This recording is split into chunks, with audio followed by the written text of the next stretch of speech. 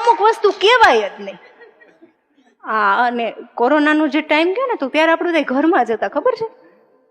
બને કામવાળા નો આવતા. પુરુષોને તો 19મા અધ્યાય જેવું જ્ઞાન પ્રાપ્ત થયું છે કે કચરા કાઢતા કાઢતા આગળ જવાય ને પોતા કરતા કરતા પાછળ અવાય. આ જ્ઞાનથી તો એ લોકો અલિપ્ત જ હતા.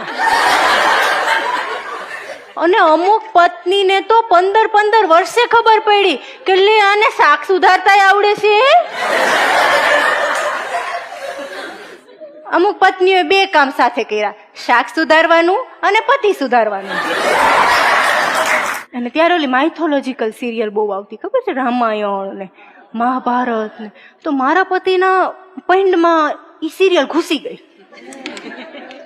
મને એક દી કે પ્રિય અર્ધાંગીની જળ લાવજે. મેં કીધું હું સીતા નથી ને તમે રાજા રામ નથી, પાણી ભરી આવો ને મારા માટે લઈ આવો.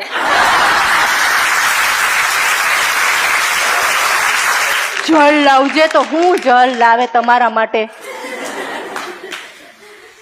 જિંદગી જળ જેવી થઈ ગઈ છે. 5 વર્ષ પછી છે ને શું વાત કરવી ને ઈ આપને નો હુજે. બેયના મોઢા જોઈને હામાં બેઠા હરામ જો એક વાત ઉગે તો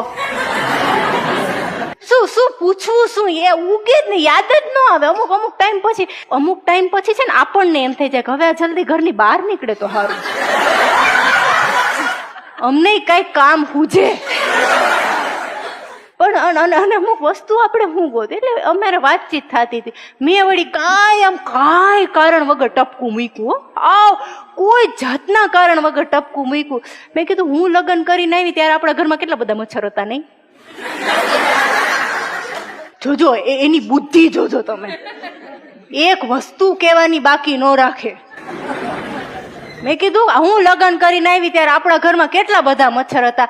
એ કે મચ્છરોએ એવું કહીને ગૃહત્યાગ કરી દીધો કે હવે પરમેનન્ટ લોહી પીવા વાળી આવી ગઈ છે.